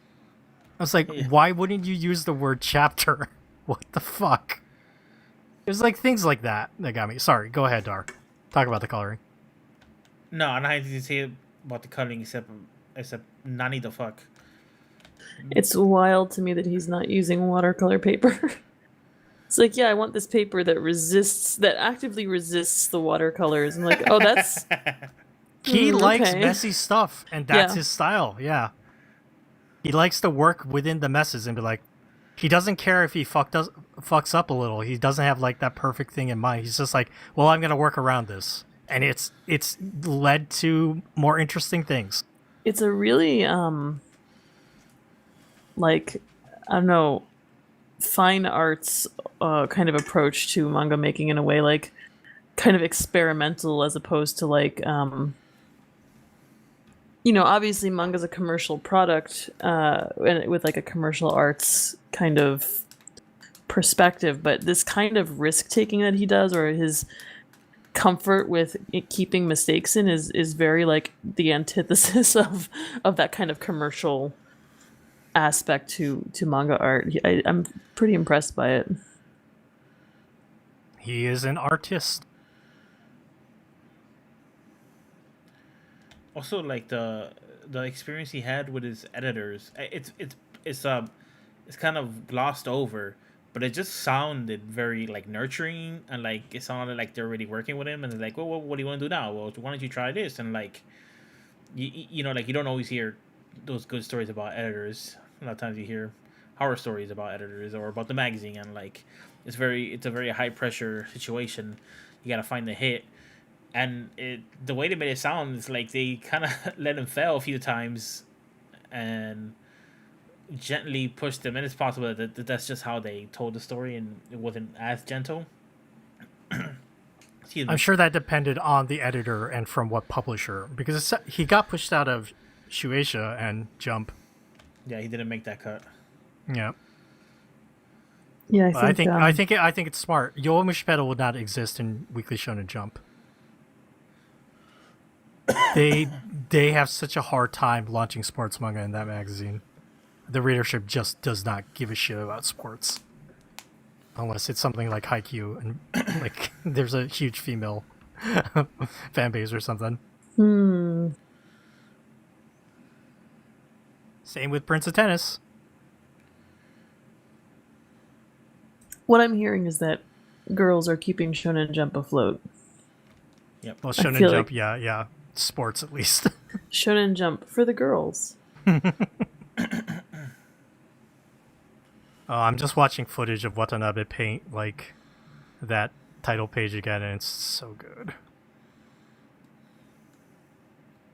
I love how he finishes with white to make the accents. It's so good.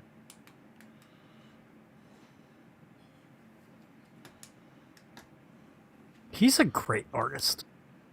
He really is, and He does not get enough credit. Sorry, Morgan, go ahead. No, I was gonna say, like, as I was reading, I was like, yeah, his art's pretty good. And as I'm reading more, I'm like, yeah, I kind of dig this. And then I'm watching him do it, and I'm like, he's incredible. Yeah. There's really like having that context. I mean, I could appreciate the artwork before, but having the context of seeing it in front of me, like, wow, that is. Also, he's improved, like, from Oh, yeah. where we read. Yeah, that's the obvious part. I could tell. I mean, when you've been doing something for 80 plus volumes, you'd think maybe you'd develop a little bit. I was just so shocked at how much he does himself, though. Like, he's basically drawing that manga by himself. And he does it in a weekly magazine. He doesn't do anything else. This man has time to fucking, like, spend an hour riding his bike and training his bicycling team that he... What the fuck? Yeah, I mean, he just draws and bikes. I don't know. I didn't see any evidence that he ate food or slept or had a family. So... I think he's single, which makes a lot of sense. Mm-hmm. I can't imagine having a family on top of, having the manga artist, like, schedule and having time for his hobby. Eiichiro Oh. did it. Did he? Eiichiro has a wife. Yeah, he has a wife and he has a family, but do you think he's, like, did a good job in, Wow. present? I didn't hear that. That I can't say, but I'm just... Yeah. Didn't, like, Kishimoto have that, like, isn't Boruto based on the entire fact that he wasn't around because he was drawing Naruto? I thought that's, like, the inspiration for Boruto. Thinking emoji. The one thing I wanted to mention was Watanabe talking about how biking was his hobby, and he was afraid that making his hobby into the subject of his manga would, like, ruin his hobby. But it didn't. And I think that's surprising. obviously talks about how, he could take from his own experiences of cycling and apply it to like what he's drawing. But then like what he draws like inspires him to like do more biking stuff, and so it's like never ending. He's just like living the dream of creating content and then consuming said content as well.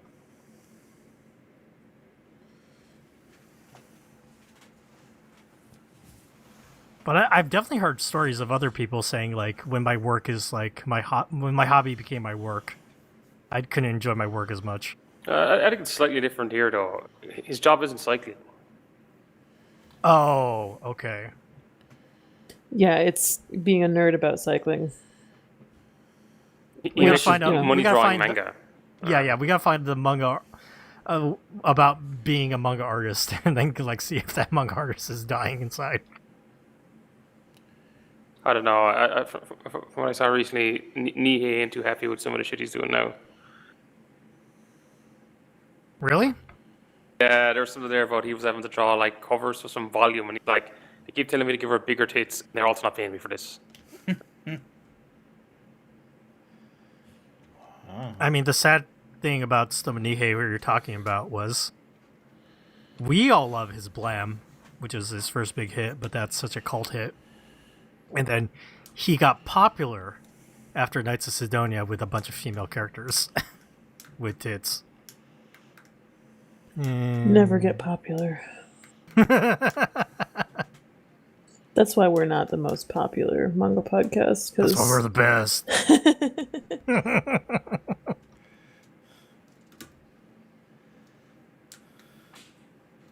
We're the Blam of manga podcasts. That's high praise, man. I'll fucking take that. Hell yeah. You just go whole episodes without saying a word. It's just audio of a bunch of hallways.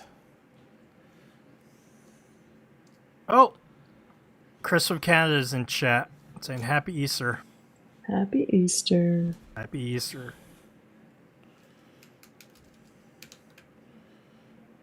Dar, is there anything else to say about this Manben episode on Wataru Watanabe? I feel like we've said a lot. No, I think we're pretty much almost wrapped. It's been on my screen for a while, and I just like, I love the chaos of the image on screen, which I'll describe. In the center is his piece of art that he's drawing, and then directly to the right of it is a bunch of brushes, and then the paper palette with a bunch of color mixtures, and then to the right of that is just a mess of pens and rulers, and who knows what like, else. apparently he throws his pens to the right while he's drawing.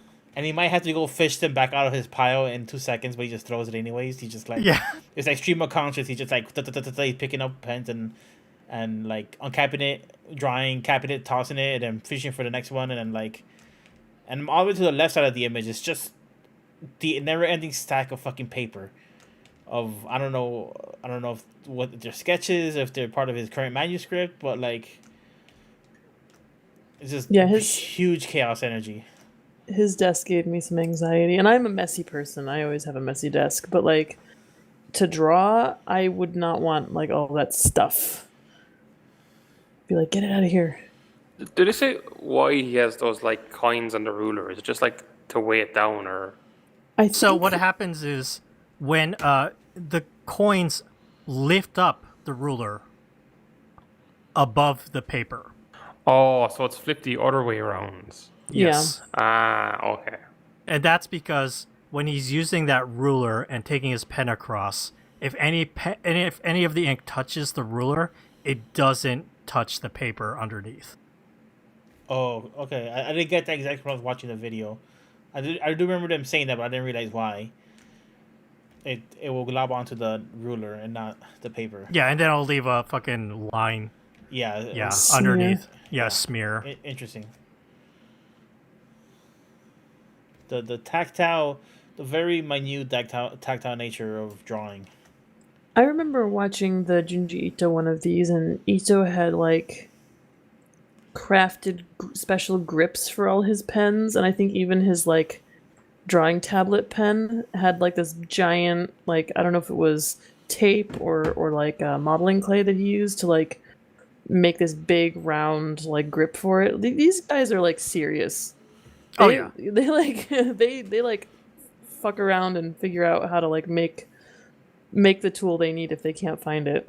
Oh yeah, I think it's very common for manga artists to like grip up their pens to make it the most comfortable and what they want, so they can like They gotta use it a lot. they gotta use that for hours and hours, like week to week. So, and Junji Ito was interesting because he had experience working as a dental assistant. That's and right. doing tools, and that's why he was able to make a lot of those.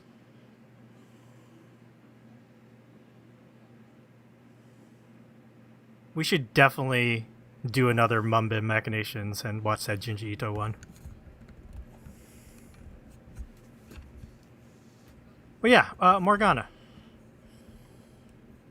You have anything else to say about Wataru Watanabe and watching this Manben episode? I really like Manben. I was just thinking about how like, so when Watanabe came on screen and met with Urasawa was like, "Oh, you're like the most tan person I've ever interviewed for this show," and I'm watching them and I'm like, Urasawa's like everybody's stoner uncle, and then you have Watanabe who's like super like fit and very I don't know, energetic, and he's like has a very energetic art, way of making art. It's like they were just very different artists, but they had a really good conversation. I do think like Urasawa's manga aside, whatever you feel about it, I do think I think this is a good program. I like this program a lot. I don't know how much of the writing of the questions he does, but I think he asks some good things and they have good conversations. So I really enjoy this kind of thing. Oh yeah, he has very insightful comments about like the different things he notices that the manga artists do that like stand out to him. Like inside baseball. Mm-hmm. Mm-hmm. Also, a lot of his own music in the show. Yes, the intro Yes. song. Manben. What the fuck was that? That was the song that you're singing, bro. That was not the fucking. Well, I thought you were gonna do the kazoo part. What the hell was that?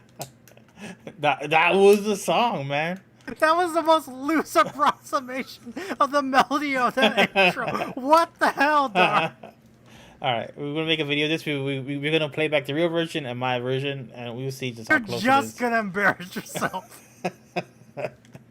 He's willing to do that. Oh boy. Seamus, how was it watching this Manben? You've watched some Manben, right, in the past? I think I watched an episode of it years ago. I can't remember who it was though. Might have been Urasawa. Was there a new Urasawa episode? No. There was an Urasawa episode. Might have been that one then. He interviewed himself? Yeah. Well, he talked about his own writing process. Like, damn Urasawa Sensei. This is the good shit. Thank you, Urasawa Sensei. Oh yeah, Morgana, there's a Shinichi Sakamoto episode. DRCL and Innocent. I haven't seen the episode yet either, so I would love to watch that. Is it still like? Do they still do the show, or like what's the actual frequency? Is it just like a handful of episodes a year, or like what's the? Yeah, so they had the original Manben, and that went on for like, I think it was going on a couple episodes per year.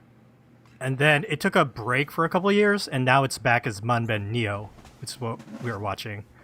And that's been ongoing for a couple of years straight now, I think. Don't quote me on this. You do not come to Manga Machinations for like the hard, correct facts. We are a loose style, much like Wataru Watanabe. We're The all focus about of this episode. all about the vibes. We're all about the speed and the vibes and the feeling.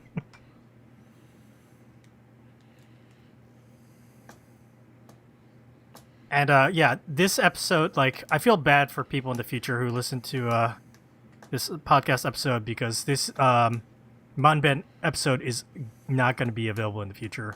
It says available until June 18th, 2024. Oh. I think Dakazu they'll be able to find it. Maybe not on NHK World, but Right. obviously. Not on NHK. But like much like the older episodes of Manben, which you might take a look at. Those are the fan subbed ones.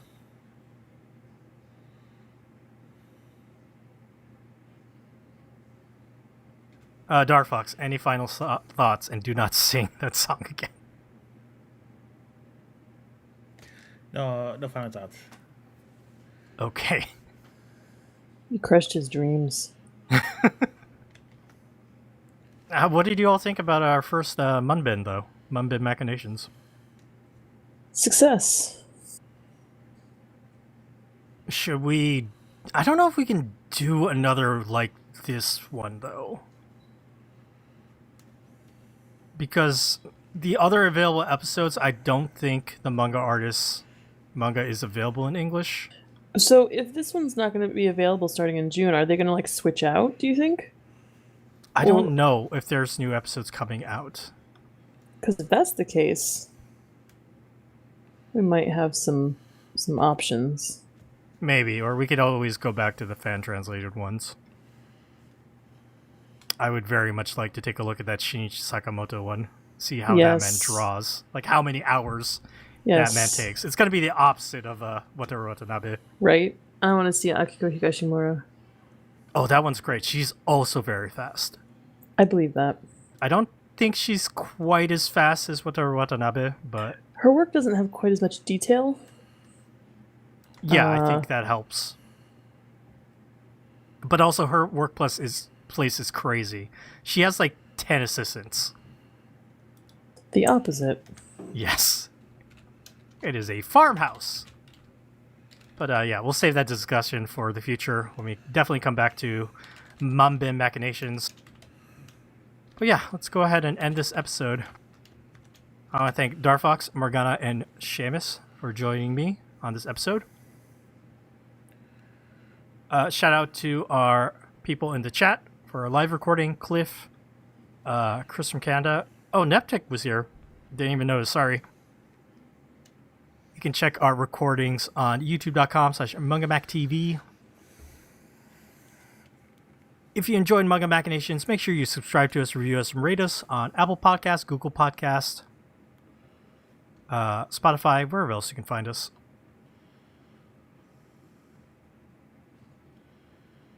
Check out our website, mangamachinations.com. Our Tumblr is mangamachinations.tumblr.com. If you want to financially support us, buy us a coffee.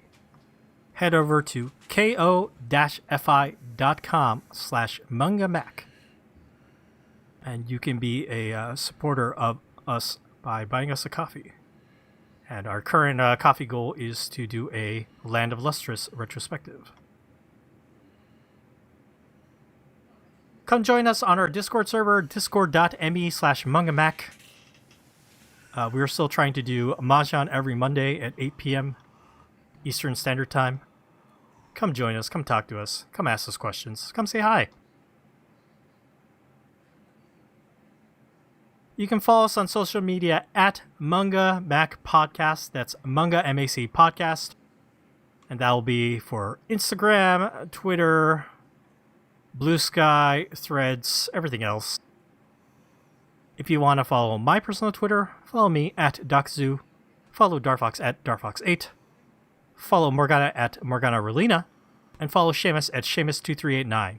Seamus is spelled without an H. Alright, everyone. Thank you so much for listening to us this week. Bye-bye.